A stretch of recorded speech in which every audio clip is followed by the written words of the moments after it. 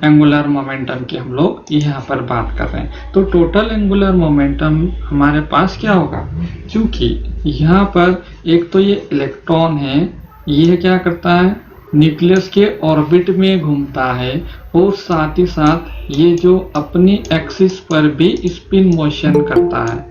ये जो इलेक्ट्रॉन है वह न्यूक्लियस के चारों ओर तो घूमता ही घूमता है, लेकिन साथ में ये अपनी एक्सिस पर भी घूमता है, जिसकी देख चुके हैं। तो इसका मान प्लस हाफ और माइनस हाफ होता है।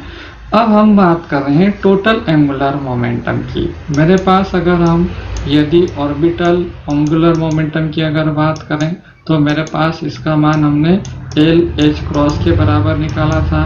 अगर हम और स्पिन एंगुलर मोमेंटम की अगर बात करें तो हमने एस एच क्रॉस निकाला था। तो उस कंडीशन में मेरे पास इसका जो एल है और इसका जो एस है, उस कंडीशन में मेरे पास total angular momentum J equals to L plus S से हम लोग डिफाइन करते हैं।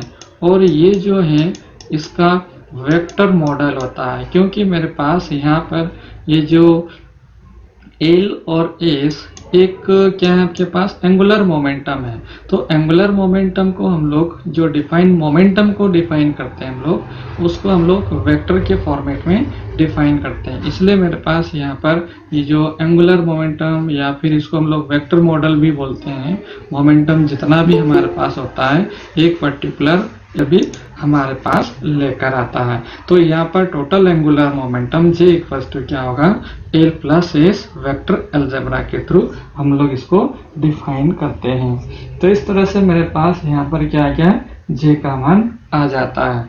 इसकी जो डायरेक्शन की बात करें या उसकी जो वैल्यू की अगर हम बात करें तो इसका मान हमारे पास अलग अलग आता है। अब यहाँ पर हम लोग क्या करें, एक एग्जाम्पल के थ्रू इसको समझने की हम लोग यहाँ पर कोशिश करते हैं। तो यहाँ पर मेरे पास एक एग्जाम्पल्स लिया मैंने, एक एग्जाम्पल्स मेरे पास यहाँ पर ले रहा हूँ। तो मान लो कि सपोज करें मेरे पास एल इक्वल्स टू 0 है, एल इक्वल्स टू 0 है, और इसके कोरिस्पॉन्डिंग मेरे पास एस का मान क्या होगा, प्लस हाफ होगा, और माइनस लिया है मैंने, क्या लिया, L equals to 0, S equals to 1/2। उस कंडीशन में मेरे पास जे इक्वल्स टू कितना आएगा, J equals to L plus S आता है। तो J equals to L plus S या फिर कितना आएगा आपके पास, एल माइनस एस आएगा। दोनों में से कोई वैल्यू हमारे पास हो सकती है। तो इस कंडीशन में मेरे पास इसको हम वेक्टर के थ्रू कैसे डिफाइन करें, क्योंकि मेरे पास यहाँ पर वेक्टर मॉडल के थ्रू हम लोग इसको डिफाइन करते हैं। तो ये जो वेक्टर मॉडल के थ्रू अगर मैं यहाँ पर डिफाइन अगर करता हूँ तो मेरे पास ये जो है एल की वैल्यू कितनी होगी, सपोज मेरे पास यहाँ जो एल का यहाँ तो मैंने 0 रख रखा है, क्या रख रखा मैंने, 0 रख रखा। तो यहाँ तो मेरे पास आएगा ही नहीं। तो जे इक्वल्स टू क्या आएगा आपके पास, एल प्लस एस। तो जब आपका एल का मान अगर 0 है और एस 1/2 है तो इसका मान कितना आएगा आपका पास, 1/2 आएगा जे की वैल्यू। और जब आपके पास एल माइनस होगा तो -1/2। लेकिन जे का मान -1/2 कभी नहीं होता है, जे की वैल्यू कभी भी नेगेटिव नहीं आती है, इसका मान हमेशा पॉजिटिव आएगा। ये आप लोग हमेशा ध्यान रखें। तो यहाँ पर मेरे पास ये जो एल इक्वल्स टू 0 है, एल इक्वल्स टू 0 है, दैट मीन्स मेरे पास यहाँ पर कौन सा ऑर्बिट होगा, एस ऑर्बिट होगा। क्या होगा आपके पास, एस वाला ऑर्बिट होगा। तो एस का जो ऑर्बिट होता है वह सिर्फ उसकी एक ही ऊर्जा अवस्था होती है, क्योंकि मेरे पास J equals to L plus S, ये आगे जाके हम लोग और इसकी डिटेल्स हम लोग स्टडी करेंगे। तो J equals to L plus S, तो सिर्फ ये इसकी एक ही अवस्था होती है। और यहाँ पर एक्चुअल में अगर हम इसको देखें तो 2 दिखा रहा है, लेकिन 2 नहीं होती है, क्योंकि ये नेगेटिव पॉसिबल नहीं है। तो इस तरह से हम लोग एक एग्जाम्पल से यहाँ पर जे का मान। अब हमारे पास एक दूसरा एग्जाम्पल मैं यहाँ पर ले रहा हूँ कि सपोज करें एल इक्वल्स टू 1 है, एल इक्वल्स टू 1 है और जे इक्वल्स टू मेरे पास यही रहेगा, क्योंकि इसके अलावा एस का और कोई मान नहीं होता है। एस इक्वल टू या तो प्लस हाफ होगा या फिर माइनस हाफ होगा। ये स्टर्न एंड गर्लग एक्सपेरिमेंट में हम लोग देख चुके हैं। तो इस कंडीशन में मेरे पास जे इक्वल टू कितना आएगा, एल प्लस एस क्या आएगा, तो यहाँ पर इसकी वैल्यू कितनी आएगी, 3/2 आएगी, या फिर 1 माइनस 1/2 यानी कितना आएगा आपके पास 1/2 आएगा। तो इस कंडीशन में मेरे पास ये जो j equals to L plus S है, अगर हम वेक्टर फॉर्मेट में अगर डिफाइन करें तो मेरे पास ये जो l है वह इस तरफ होगा और जो आपका एस होगा क्योंकि मेरे पास एस किसके हैं, ये एल बड़ा दिख रहा है और एस तो हमेशा ही छोटा है, प्लस हाफ होता है, तो इसलिए मैंने इसको क्या लिखा है, मैंने छोटा लिखा है, छोटा बनाया। इसका वेक्टर जो एम्पलीट्यूड अगर हम लिखें तो इसको हम लोग छोटे साइन से डिनोट करते हैं। तो एल का मान मेरे पास बड़ा है, इसका मान ये है, तो इसका जो रिजल्टेंट वैल्यू हमारे पास आएगी एम्पलीट्यूड फॉर्मेट में, एल को हमने ऐसा डिनोट किया और इसको ऐसा डिनोट किया, तो फाइनल मेरे पास जो रिजल्ट बन के आएगा, यहाँ पर अगर मैं इसकी वैल्यू अगर देखूं तो इसका मान 3/2 है, यानी ये 1 है तो ऊपर वाला इससे थोड़ा क्या आएगा, इस साइज में आएगा, कहाँ आएगा आपके पास, इस साइज में थोड़ा सा इसका प्लस 0.5 के लगभग आएगा। तो उस कंडीशन में मेरे पास जे अगर एम्पलीट्यूड में अगर लेता हूँ तो एल प्लस एस का एम्पलीट्यूड हम लोग या रिजल्टेंट वैल्यू जो भी डेटा आएगा वह उस फॉर्मेट में हम लोग यहाँ पर लिख सकते हैं। तो इस प्रकार से मेरे पास यहाँ पर वैल्यू आती है। अगर मैं इसको अगर नेगेटिव वाला अगर पार्ट करता हूँ इसको सॉल्व, तो मेरे पास ये जो एल है वह तो कितना आएगा, इतना ही आएगा, एल का मान इतना ही आएगा।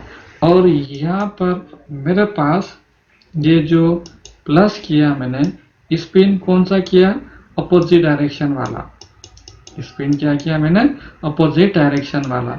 तो इस कंडीशन में मेरे पास ये जो वैल्यू आपकी आएगी, ये वाला ये रहा और ये वाला कौन सा होगा, ये वाला पार्ट आएगा। तो ये स्पिन उसकी क्या रही है, ये इस कंडीशन में यहाँ मेरे पास j equals to L plus S, तो 1 के अंदर क्या किया था मैंने, माइनस हाफ, 1 के अंदर क्या किया था मैंने, यहाँ पर माइनस हाफ किया था। तो माइनस हाफ जो हमारे पास है, माइनस हाफ जो हमारे पास है वो कितना आएगा, ये वाला पार्ट हमारे पास शो होगा। और यदि हम इसकी अगर बात करें तो ये वाला पार्ट कौन सा होगा, ये वाला पार्ट शो होगा। तो एल और माइनस एस बाय माइनस 1/2, तो इस कंडीशन में मेरे पास इसका जो मान आया है ये जो 1 की तुलना में आधा आया, यानी ये इतना आएगा।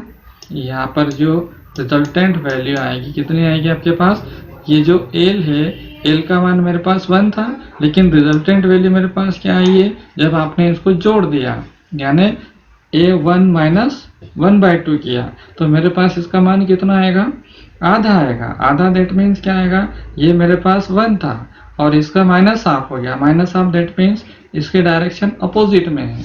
तो इस कंडीशन में मेरे पास इसकी जो वैल्यू आएगी वह क्या आएगी, इसके जस्ट हाफ होगी। तो इसका मान कितना आएगा आपके पास, एल माइनस एस, इसका जो मान होगा जे इक्वल्स टू रिजल्टेंट अगर वैल्यू अगर हम फाइंड करना चाहते हैं तो इसको हम लोग मॉड के फॉर्मेट में लिख सकते हैं। तो 1/2 हम लोग यहाँ पर इस तरह से समझ सकते हैं। इसी तरह से हमारे पास बहुत सारी वैल्यूज हैं और यहाँ पर ये जो इसका मान होता है हमारे पास, इसकी जो वैल्यू होती है, जो यहाँ पर आप अगर हम कितने मान आएंगे, इसके कितने मान आएंगे यहाँ पर कि j equals to L equals to 1, अगर मैं इसी तरह से l इक्वल्स टू अगर 2 रख देता हूँ, l इक्वल्स टू क्या रख दूँ मैं, अगर 2 रख देता हूँ, तो इस कंडीशन में मेरे पास j का मान कितना आएगा, l प्लस एस, एस तो हमेशा फिक्स रहेगा, यहाँ पर भी s की वैल्यू रहेगी, तो 2 2 जा 4 और 5/2 हो जाएगा, j equals to L plus 2। तो और यहाँ सेकेंड वाला कितना आएगा, 3/2, यानी हमेशा इसकी 2 स्टेट होती है, इसकी कितनी होगी, 2 अवस्थाएं ही होती है, क्योंकि इसके अगर टोटल अगर अवस्थाओं की हम बात करें तो 2s+1 से डिफाइन करते हैं हम लोग। ये मल्टीप्लिसिटी के बारे में आगे देखेंगे, तो मल्टीप्लिसिटी के द्वारा इसको हम लोग डिफाइन करते हैं। तो इसकी जो मल्टीप्लिसिटी यानी एक पर्टिकुलर एल के कॉरेस्पॉन्डिंग ये कितनी ऊर्जा अवस्थाओं में हो सकता है, कितनी ये ऊर्जा अवस्थाएं हैं, जे का मान अलग अलग है, एंगुलर मोमेंटम का अलग अलग है, यानी ये ऊर्जा अवस्थाएं हैं इनकी क्या है ये। यहाँ पर क्या होगा, ऊर्जा जो अवस्थाएं हैं उनका नोटेशन आ रहा है, उनका नामकरण आ रहा है मेरे पास। ये जो सारे हम लोग यहाँ पर ये जो स्टडी कर रहे हैं, ऊर्जा अवस्थाओं को हम लोग क्या कर सकते हैं, डिफरेंट डिफरेंट नाम से हम डिफाइन कर रहे हैं यहाँ पर। ये एक्चुअल में ऊर्जा अवस्था का नाम है।